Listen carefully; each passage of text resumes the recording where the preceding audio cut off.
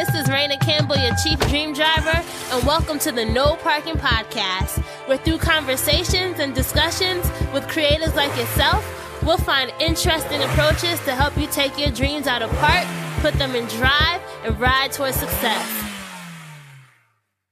Just really to go with my gut, like that, I'm pretty good about it, but you got to go with it no matter what the stakes are. If you have a knowing, you got to stand up for yourself and respect that you have this feeling for a reason. Love for money, because we live in a culture where, like it or not, money is a medium of exchange. It's an energetic exchange.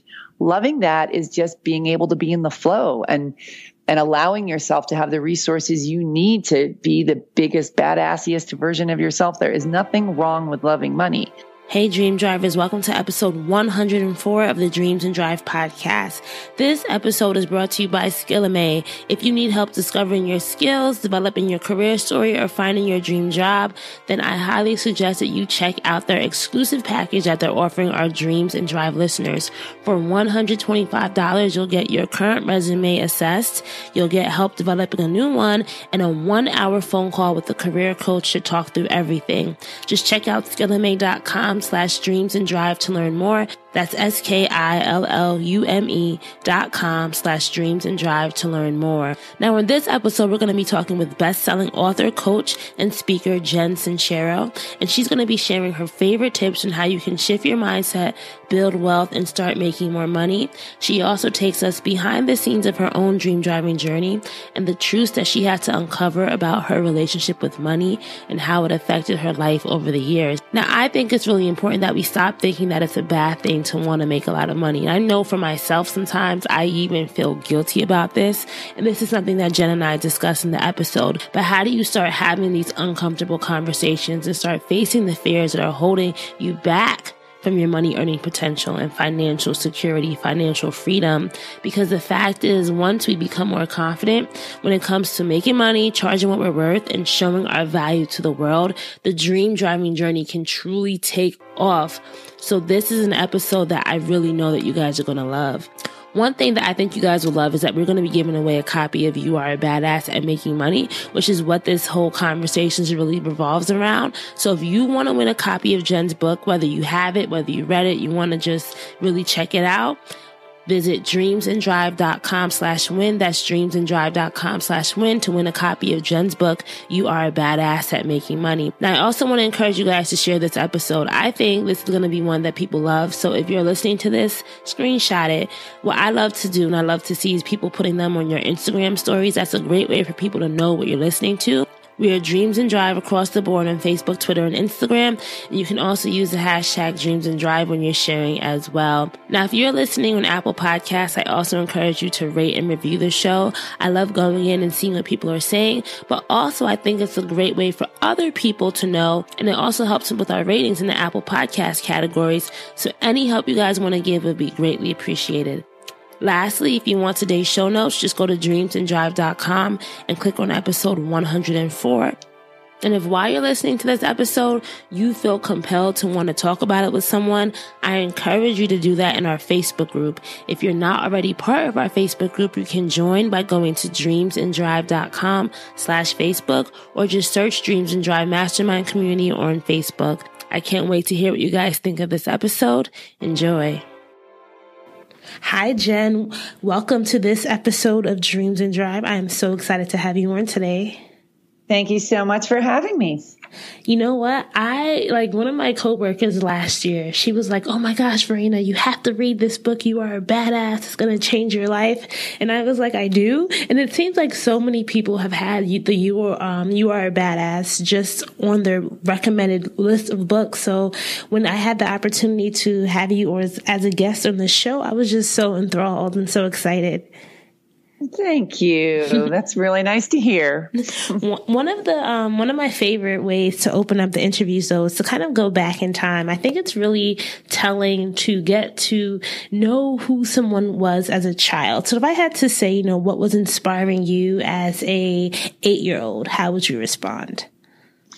I was really into animals and nature as an 8-year-old. And I just always wanted to be around them. I played outside all the time, probably because we didn't have screens back then. But I was just always outside getting dirty, talking to animals, which, I still kind of do every day too. So not much has changed. Animals or like people as animals? Yeah, no, animals. I talk to animals. But have you ever heard of those James Herriot books? There was this guy who wrote all these books about being a vet out in like a country vet. I read all the time. Books actually were another big inspiration for me, but I read any book that had to do with an animal. I was reading it. Did you want to be a vet as a kid, or did you have Totally. Then I heard you had to go to school for like 15 years, and then I changed my mind. So what was the dream as a young Jen? What were you really focused on doing? Well, as a kid, I was focused on being a vet. As a young, like in high school and stuff, I was really, really, really into music. So I didn't start playing music till I was in my 20s, but I was definitely music. I was always going to concerts. I spent all my money on concert tickets and albums and stereo equipment. So it was pretty music focused. Did you want to be an actual, like the artist yourself, or did you want to be like behind the scenes in the industry? I didn't, well, I ended up being both. I got a job at a record company. I worked at a record company for like 7 years in my early 20s. And during that time, I started a band. And then I was in bands for like 10 to 15 years. So I did both of those things. That's so cool. Like, I respect people who just go after like their passions, especially in the music industry, because from what I know, I feel like it's such a cutthroat industry. And if you don't necessarily quote unquote make it, it can be kind of tough, right? Well, I kind of feel that way about all industries. Mm-hmm. There's no lack of competition no matter what you do. So you might as well just get out there and do it if that's what you love to do, because trying to find something nobody else is doing or where it's not going to be competitive is a bit of a waste of time. That is so true. What do you think were some of like the biggest lessons you learned about yourself during your music days? That lack of experience is not an excuse for not going for it. I think, I talk about my first book about there's a fine line between perfectionism and procrastination. And with my job at the record company and also getting on stage with a guitar, I had no experience for either of those things. I just knew I loved it. I loved working. Oh my gosh.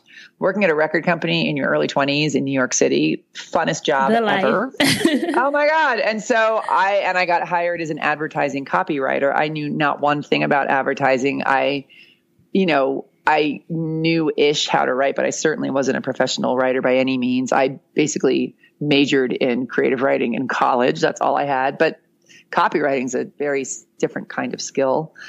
And I got an opportunity. I knew somebody who worked there and I had an in, so I went for it. And I basically learned on the job. I cried every single day for 6 months while I was learning. It was terrifying because I felt like a big fat idiot, but I learned how to do it. And I ended up keeping that job for many, many years. And same with playing the guitar. I mean, we, for better or worse, got on stage after having picked up a guitar for about a month and had our first gig. So it was fun. I recently saw a documentary, the Grateful Dead's documentary called Long Strange Trip just came out. Mm-hmm. And I remember being so struck by Jerry Garcia. He literally, his big question, he always asked himself, is it fun? And if the answer was yes, then he did it. And I think that's a really great way to go through life. Asking yourself, is what I'm doing fun? Mm-hmm. That's interesting. So I feel like that's something that a lot of us, especially those who listen to this show, they may be creatives who are still in their 9-to-5 jobs and they're just trying, like they're dreading going to work each day and they want to do something different with their lives, but they're so scared. What would you say to that person who's really scared to take the leap on their dreams? Well, what are you scared of? Get really clear on what the fear is and then question it.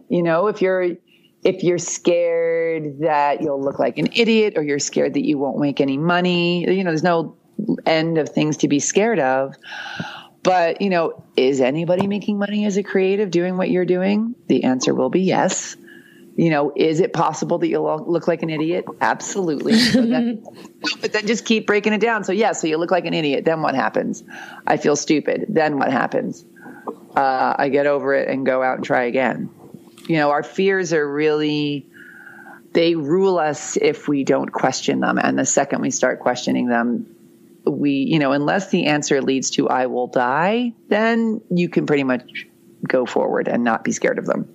I love that because I feel like some people, they know the fear, but they don't want to question the fear. And as you said, like, it's also a moment. It's also something like asking yourself, how bad do you really want it? Right. Because if you say that I want to be this great, opera singer, right. And you say it for 20 years and you never do it, then I can't really believe that you really want to be the next great opera singer.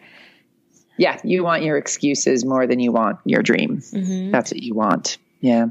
So what inspired you to write the book? The first, I guess I know the books are different, but what inspired you to write the original You Are a Badass, How to Stop Doubting Your Greatness and Start Living an Awesome Life? I had read pretty much every self-help book under the sun. And I felt, and at that time when I wrote that, I had been a life coach for about 10 years at that point. Mm-hmm. And I felt like there's so many brilliant books out there that helped me so massively with my own self-transformation and are still helping me with all that stuff. And I don't know, I just felt like there was room for a new voice in that world. And I knew I could write something in a different voice. And I also, because all that stuff with all these self-help things and all of these aha moments that people are always talking about, it's stuff you already know. And sometimes, you hear it over and over and over, and all of a sudden a light bulb finally goes on. And I felt that if I said something in a new voice, maybe it would help some light bulbs go on for people who've been reading the same things over and over, but weren't quite getting it. And the second reason was because I wanted to welcome in people who thought self-help was really too woo-woo or too goopy. Mm-hmm. And I thought if I put some curse words and some humor in there, maybe it would open it up to some people who were too snarky to read it. So would you call that, I know like in a lot of the copy that describes the book, they use the term motivational comedy. Is that how you would describe the voice? Yeah. Okay. I think that covers it. And do you think that it was it scary for you to go out there and put something out there that hadn't been done before? I don't think it was scary. I think it, that book got rejected by every publisher we brought it to. What? Really? Yeah, I know. Nanny, boo boo. What were they saying? They were saying it wasn't going to sell. They were saying that, the last thing the world needs is another self-help book. So we had plenty of industry professionals telling us no way in hell. And I can't tell you how many writers and artists and just people, how many times in my life, just as a human being and as a coach, I've heard this story from other people where everybody turned them away, but they kept at it. And it was at the 11th hour, the last publisher, whatever. And they finally got it through. So it is often about tenacity. And so we just stuck with it, and then found a publisher who got it and believed in it. And then it became this big thing. But you have to listen to your heart and your intuition more than what anybody tells you, no matter who they are. Because imagine if you feel it and you know it. Yeah. Imagine if you said, all right, no one likes it. I'm just going to put this to bed and try something else. We wouldn't be having this conversation here today, right? You wouldn't have inspired so many people to put their dreams in drive. Yeah. And it's like, what else are you going to do? If that's what you know you're meant to do and it brings you joy and you believe in it, you got to stay with it. You're here once on earth. How did you know you were meant to, write content like this and work with people on their own dreams and getting their lives together? Like, was there the moment where you realized, like, this is what I'm supposed to be doing? It just always felt good. I felt, honestly, I started coaching, if you want to call it that, long before the Badass Stuff and long before my coaching book. I wrote a book about sex, and Don't Sleep with Your Drummer. Was that the one? No, it was The Straight Girl's Guide to Sleeping with Chicks. Okay, yeah. I know, it's so hard. So I basically just wrote about everybody I slept with back in the early days. And so, but from that, I got a sex advice column and I started teaching sex seminars, and I couldn't believe how, I wasn't surprised, but how much shame and self-loathing people feel around their bodies, around pleasure, around things that are perfectly natural and beautiful, and they feel horrible about themselves. And so that was sort of my first taste of how much power there is in giving people permission to be whoever the hell they are. So that, and I found back in those days, not only it sort of came naturally to me, but it felt really important that I was doing it. That's so good. And I feel like paying attention to the feelings that you have while you're doing something is important, because a lot of us don't do it. Sometimes we just kind of float through life, letting life experience us and not us experiencing life, you know? Yeah. And that's such a great compass. Like, how many times do you talk yourself into doing something that you know in your heart is not fun? It's not you. It's a should. It's not a desire. It's really we've got this incredible tool of intuition, and we disregard it so often because of fear, and it rarely leads to joy. It really does. It really rarely does, I should say. So let's talk about the whole term, like, you are a badass. So I want to start talking about your new book, You Are a Badass at Making Money. But how did you come up with like that bold, those 4 words, you are a badass? Like, why didn't you say you are good or you are great? Like, why was the term badass so important to the story that you're conveying? Well, I wanted something that was edgier, because I wanted to convey that this wasn't this is a self-help book that was probably going to have some edge to it and some humor to it. So I wanted a word that would convey that. And quite frankly, I never really even used the word badass before the books came out. And I was just talking to a friend about this yesterday, that I think it really was the collective consciousness, because now that word is everywhere, and I never really saw it that much or used it that much, and now it's everywhere. So I think I honestly tapped into, I don't know, something that was some sort of collective consciousness. So pop culture too, in some type of way. So I guess I'm kind of like Wilma Flintstone when it comes to pop culture, though I really don't pay that much attention. So I don't know. I have a friend who had a website called Hey Little Badass, and so I thought that was such a cute name, and I actually used it for a while. So I was sort of using it because of that awareness. And then, but again, like, it wasn't a big word in my life. And also this title for these books, the You Are a Badass title, was a bear to get on the page. My first 2 books, the titles came first, and then I wrote the books. So I got the idea, through the title. This book, I got the idea for the book, and then I had to come up with a title, and it nearly killed me. It was I just couldn't come up with a title. I was calling all my friends, running titles by them all the time. People were screening their calls after. We were like, oh God, it's Jen with that damn title. Like, don't listen to it anymore. So it was a bit of a wrestling match, but it works, right? And I guess so. People remember. Yeah. So why did you decide that you needed to make a book about making money and the mastering the mindset of wealth? Like, you already had this first book that did so well. What was the impetus for you wanting to do book number 2? Well, in the original You Are a Badass, the money chapter is basically twice as long as all the other chapters. Mm-hmm.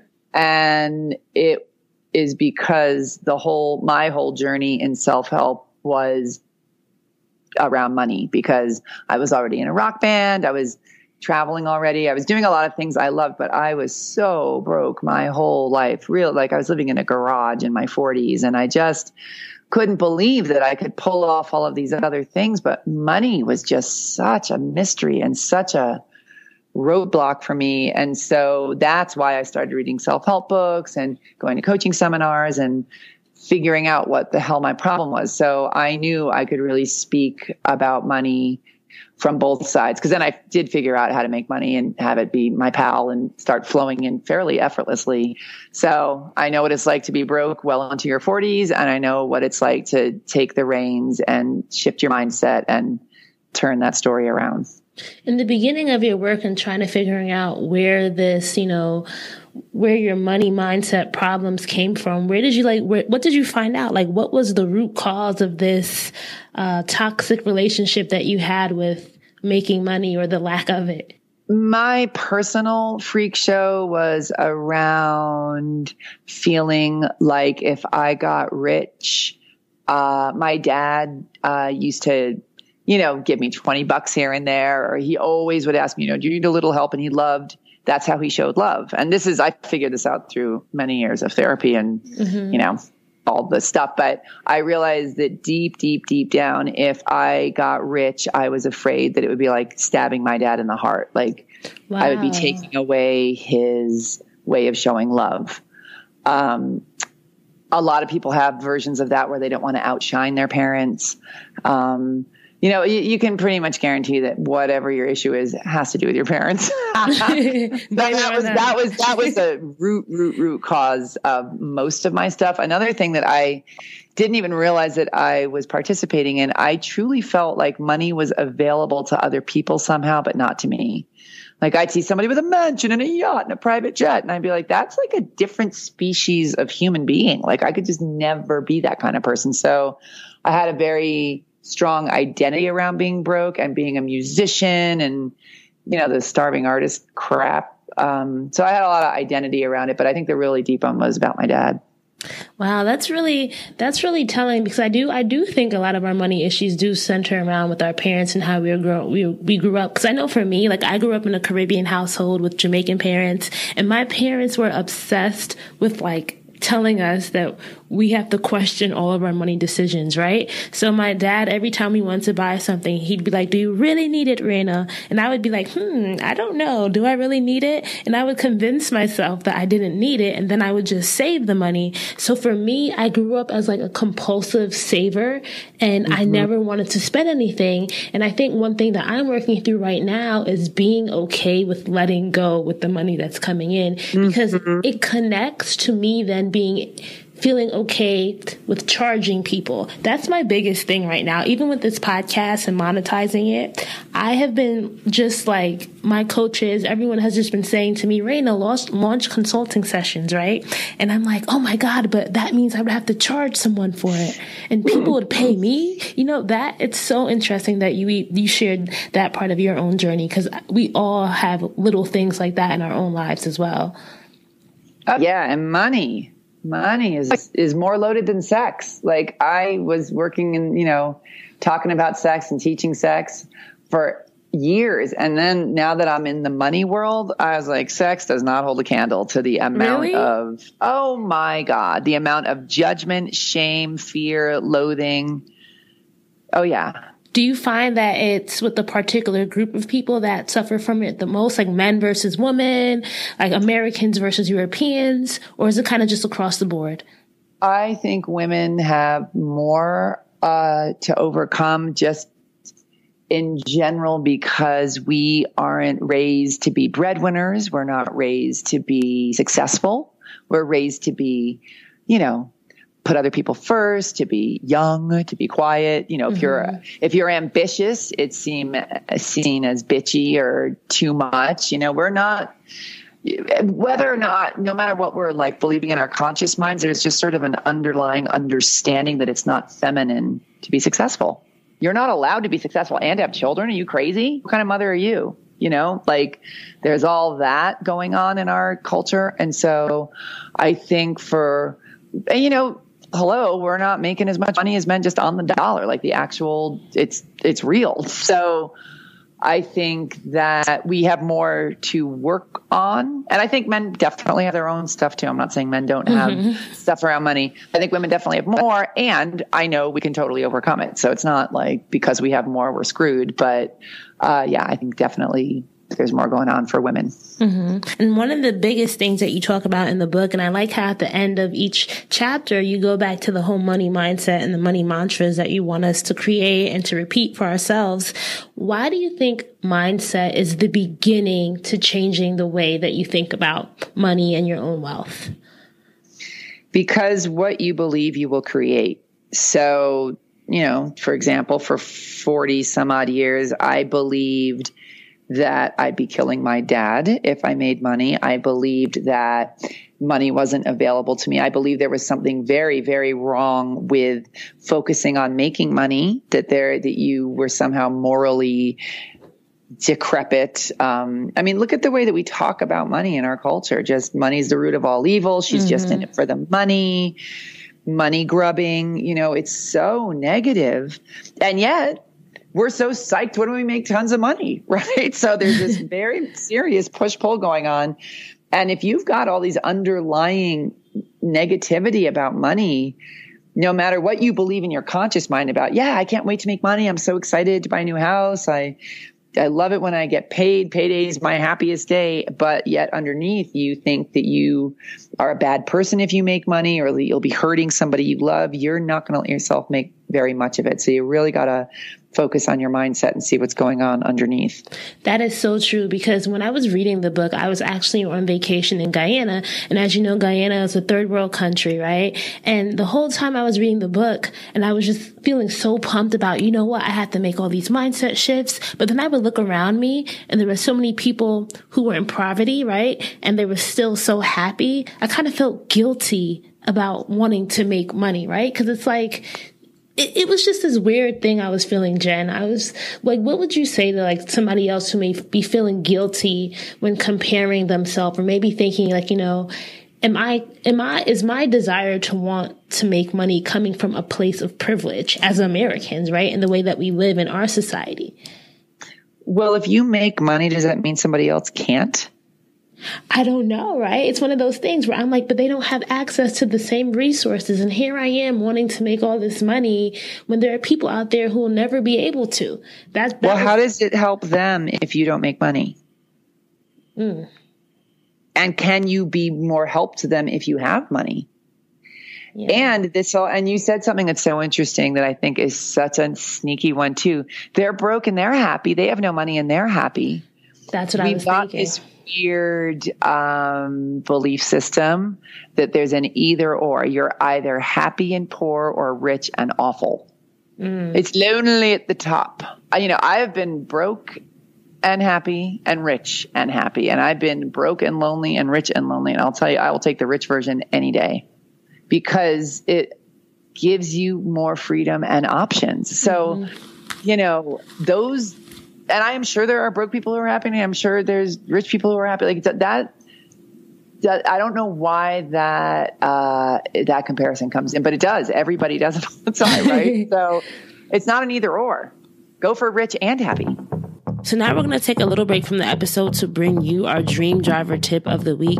As you know, this episode is sponsored by Skillame. If you want your current resume reviewed, you want help developing a new one, and you want a 1-hour phone call with a career coach, I really encourage you guys to go to skillame.com/dreamsanddrive to check out their package that they're offering to Dream Drivers for $125. You'll get everything that I just talked about above.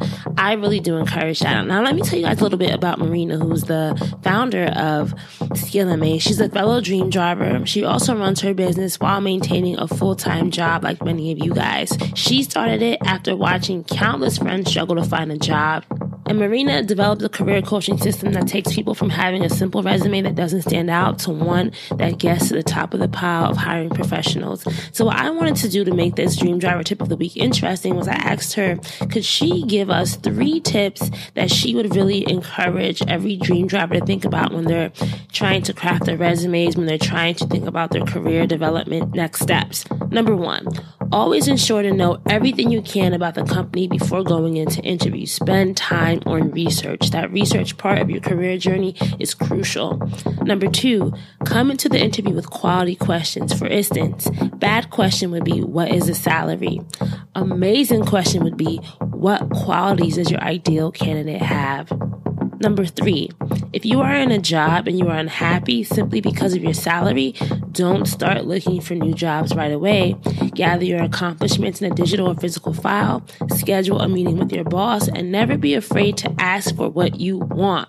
Because if you don't ask for what you want, the answer is always no. And even in just thinking about this episode with Jen and talking about how to be a badass and making money, I think a lot of us sometimes may feel a little ashamed, but we might not necessarily be ready to take the entrepreneurial leap, and we still may have career aspirations. So I do think it's okay to get help, right? To get help in crafting our message at this point of our story, because even if we craft the message here, we're learning how to really show up for ourselves and to show people that we're worth something. So I encourage you guys, if you need help with your resumes, if you need help with your career stories, if you need help in thinking about next steps, check out Skillame. If you're a Dream Driver and you want to share your services with the Dreams and Drive community, feel free to email me at raina@dreamsanddrive.com. So let's get back to the episode, and I hope that you guys are able to check out Skillimate. That's skillimate.com/dreamsanddrive.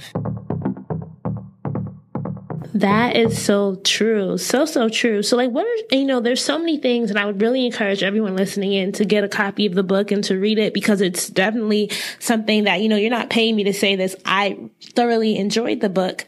What are some of like your 3 favorite wealth building, making money tips for that person who is currently on the road to making money? So they're just starting out, they're changing their mindset. What are the first 3 things that they really need to do?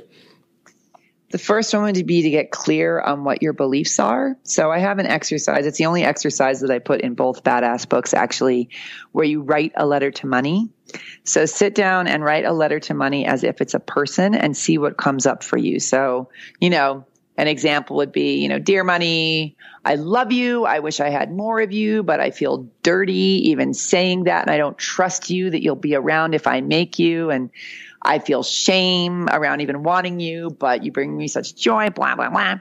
So you can start to see the push-pull that you've got going on, and then you can start to question all of the negative things that come up in that letter. So the first thing is to become aware of your beliefs. Second one is to start questioning them, right? Is this true? Is money untrustworthy? Has it been here for me? Are all people who make money greed mongering morons? Really start questioning it. And then the third, do I only have to do 3? I'm going to do 4. Okay. However many you want. The third one is to come up with a new mantra. So in my book, I have lots of mantras, because I think one of the most powerful mantras you can do if you have issues around money is to say, I love money, because it is a loaded statement, right? Mm-hmm. Somebody who walks around saying, I love money instantly. Well, that's wrong. You're a bad person. You love money. Could you imagine? Right? Our minds instantly go to a place that you do horrible things to make money. If you say, I love money, right? That's sort of the place our minds go to first. So being able to really love money and to be like, God, money does so many wonderful things for us every single day. I am sitting in a house. I'm on a computer. I have internet. I'm drinking a cup of coffee. All of these things happen because of money. So why do we instantly go to all the horrible things people do for money? Because I'm not pretending people don't do horrible things for money, but that's not out of a love of money. That is about greed, which is a very different thing. So greed is a sickness. A love for money is not. A love for money, because we live in a culture where, like it or not, money is a medium of exchange. It's an energetic exchange. Loving that is just being able to be in the flow and allowing yourself to have the resources you need to be the biggest, badassiest version of yourself. There is nothing wrong with loving money. Greed is something different. So that's a really big, important distinction to make. And then the fourth thing I'm going to say is go out and do things that scare the living crap out of you in order to increase your finances.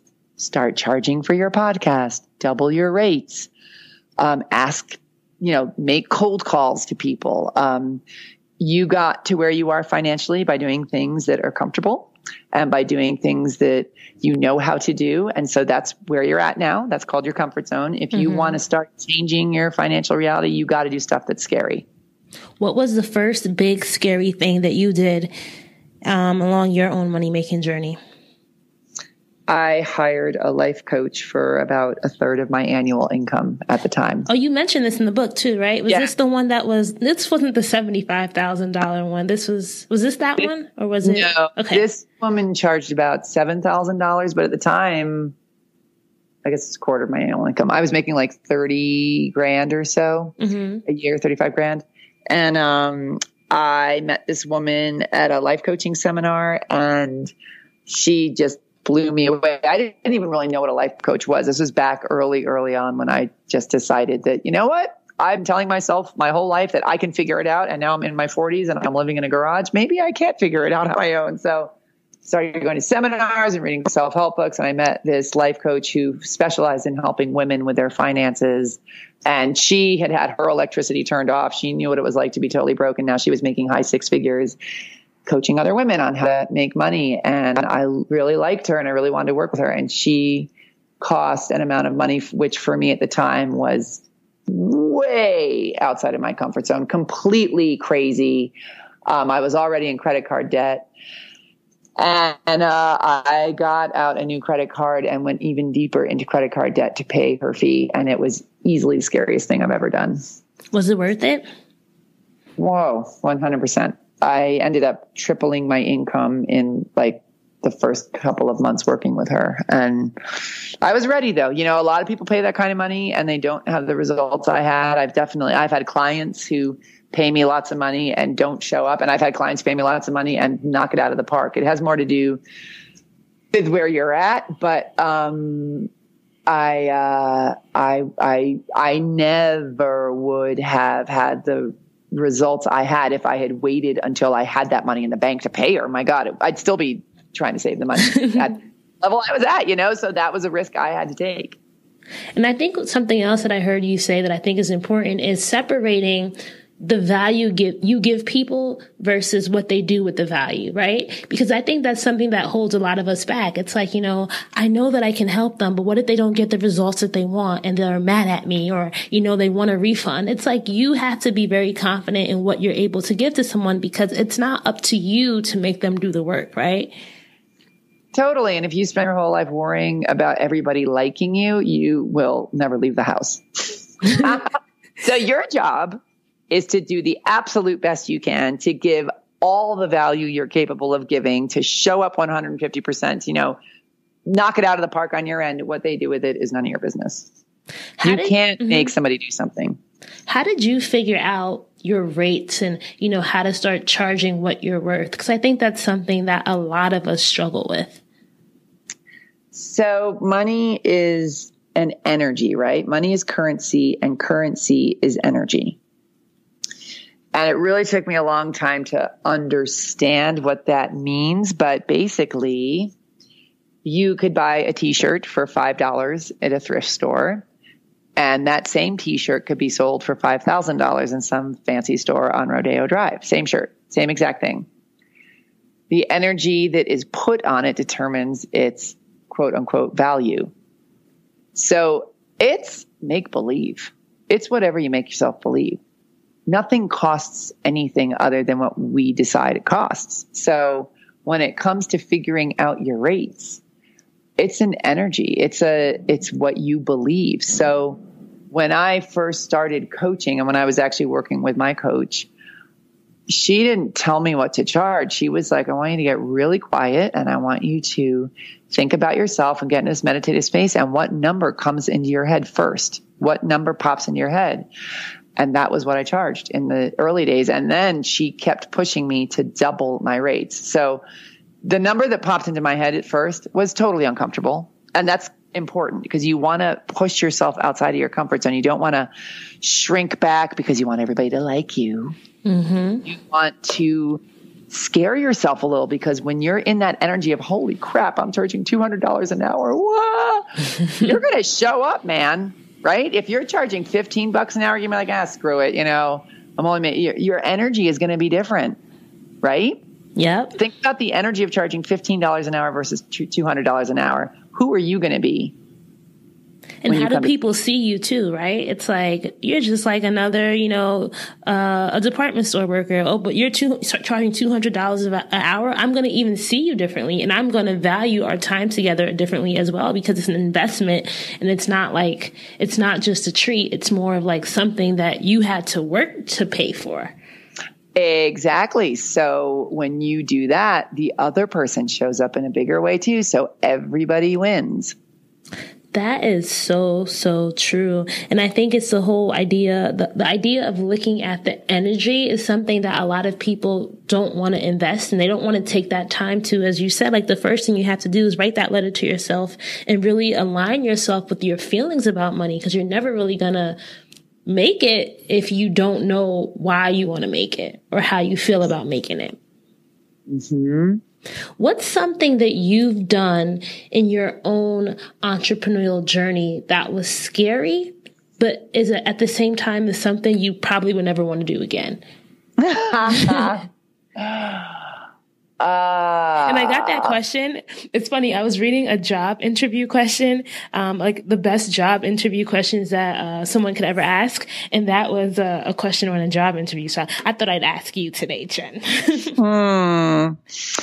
Wow. Okay. So I'll tell this story nobody's at fault in this story, by the way, because I think it really was a difference of opinion. But when I was writing You Are a Badass, I had a major disagreement with my editor about it being ready to go to print. And it was such a big disagreement, and we were under such a big time crunch that there was no way to resolve it. Like she's a great editor. She'd been editing for many decades. I'm a professional writer, been writing for many decades, total difference of opinion. And it came to the point where she couldn't budge because we didn't have any time left. And I couldn't budge because I didn't think it was ready to go to print. And I pulled the deal. I was like, and remember, this book, nobody else wanted. So when I pulled the deal, I was like, I'll give you your money back. I will self-publish this book. I just cannot, in my mind, go to print with it as it is and have a nice day. I threw up. I was terrified that if I had to self-publish it, I wouldn't actually go through with it. That all the other publishers were right, that it wasn't going to sell. And I had worked my ass off at this point to write this book. But in my heart of hearts, my intuition, my knowing about it, I was like, I don't think it's done, and I cannot put my name on a book that I don't think is good. And she was very clear, like, we don't have room. There's nothing we can do about this. And I was like, okay, well then, we're not going to print the book. And, you should see my eyes right now. I am listening intently. My agent was freaking out. He's like, are you sure? He's like, you are not going to get another book deal with this. I was like, I know, I hear you. And too bad for me. So I started researching self-publishing. I totally have no interest in self-publishing. I hate whatever. Anyway, terrified. And I was playing hardball, but only because I really didn't think it was right. It was more out of like, I'll be embarrassed if I put my name on this. It wasn't because I was like, whatever, even if whatever. Anyway, so they came back and the negotiation started, and we were able to keep our book deal and get the book out. And I was pleased with the result because I had time to work on it more. So we ended up being able to create more space for it. But that was easily one of the most terrifying things I've ever done. And I will just say my whole book is about doing crap like that. So be very careful what you write, because every single book I've written, everything I write down, I have to do myself. So I had to walk through the valley of darkness and be a total badass in order to get You Are a Badass on the bookshelves. What did that experience teach you about what you're capable of? Just really to go with my gut, like that, I'm pretty good about it, but you got to go with it no matter what the stakes are. If you have a knowing, you got to stand up for yourself and respect that you have this feeling for a reason, and not to give other people your power.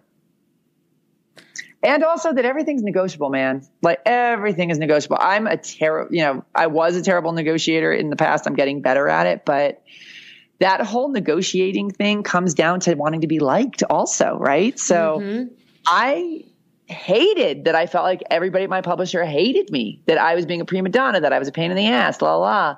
I hated that feeling, but I was not going to put my name on something that I wasn't proud of. So I had to overcome that feeling of being liked, and thank God I did. And you know what? I think it also it goes back to what you were talking about earlier about being a woman and how we as women sometimes are trained that, we shouldn't negotiate and that we should just be all right with what's given to us. And I personally, I probably shouldn't be saying this, but I don't care. I overheard, when you overhear drunken conversations between two people that I knew, right? I won't say who they are, but I overheard a conversation about how someone was like really upset about a job offer, right? And the way they handle the situation, I said to myself, it was only because they were a man that they ever could have gotten away with that, right? Because I could never imagine myself doing what they said, like doing what the person described the other person is doing. And I was just like, wow, is that how it works in the world of masculinity? You know, I was just like, wow, I was so taken aback by it, but it's true.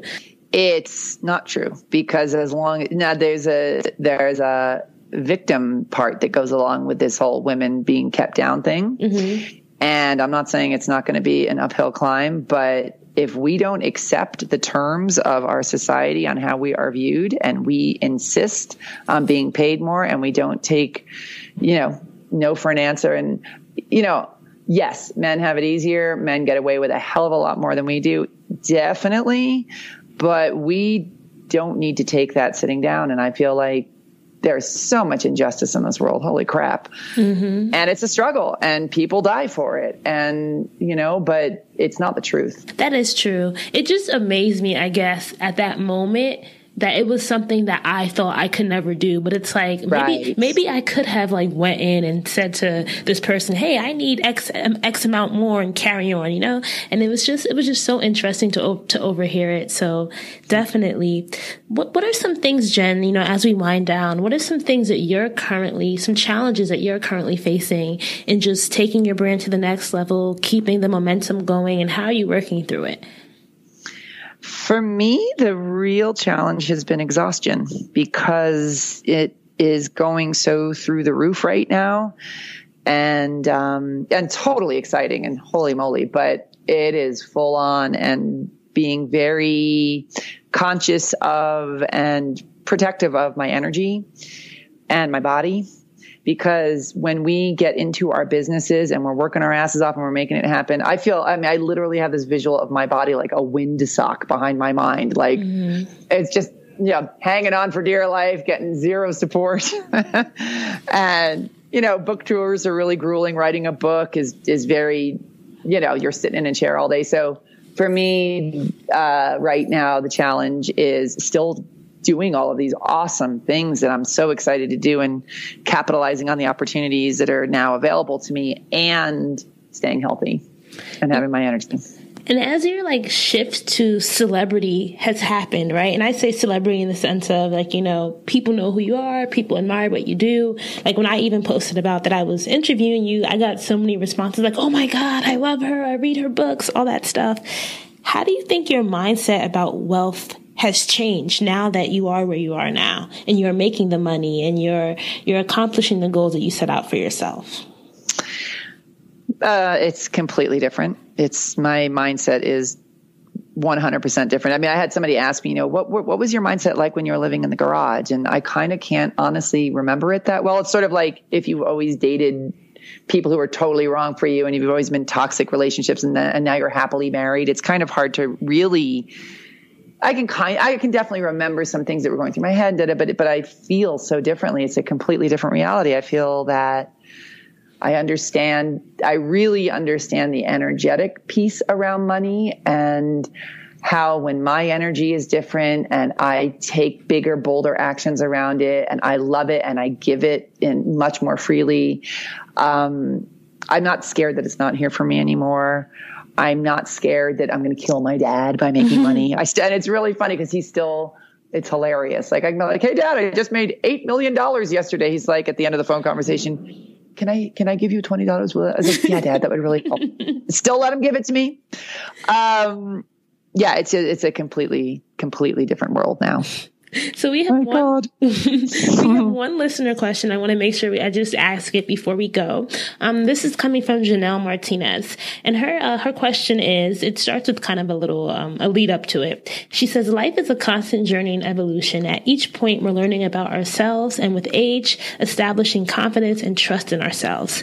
At what point did you personally realize your self-worth? And she goes to say, you speak a lot about manifesting goals and dreams, and she knows that trust can stem from our greater self-worth. So at what point did you start realizing that I am a badass? You are somebody who's worthy? Oh, I personally believe that is a very fluid relationship with yourself. I think sometimes I feel like a total badass, and sometimes I feel like I totally can't handle it and I don't know what the hell I'm doing. So I think in different areas of life too, like finances, romances, physical, spiritual, sometimes we're on our games, sometimes we're sucking, Mm-hmm. I don't think anybody is always walking around in a state of enlightenment and full on self-love. And, we're all out there doing the best we can. So I'm going to say it's a work in progress. And I feel like being all right with that and knowing that that's okay. If it's constantly shifting is something that a lot of us, once you accept it, it's easier to get through your day, right? It's so much easier. Yeah, totally. We're all going to screw it up over and over and over. So have fun. So I want to just transition to our lightning round. So at this part of the interview, I'm going to give you a prompt, and I want you to tell me the first word that comes to mind. And this is sticking with our whole dream driving metaphor, okay? Okay. The first word is park. Trees. Reverse. Brake pedal. Neutral. Neutral. Sky. Drive. Fun. I like those answers. I love driving. And if you want to be a dream driver, Jen, you have to have your keys to success. So tell me 3 things that you think every dream driver needs in their toolkit before they hit the road. Some sort of knowledge of what makes you happy, a very strong support group of humans around you who love you, who have a positive outlook on life, and who support your dreams. Mm-hmm. And the audacity to face your fears and go for it. I love that. And out of those 3, knowledge, having that strong support system, the audacity to face your fears, which one was the most important for your own journey?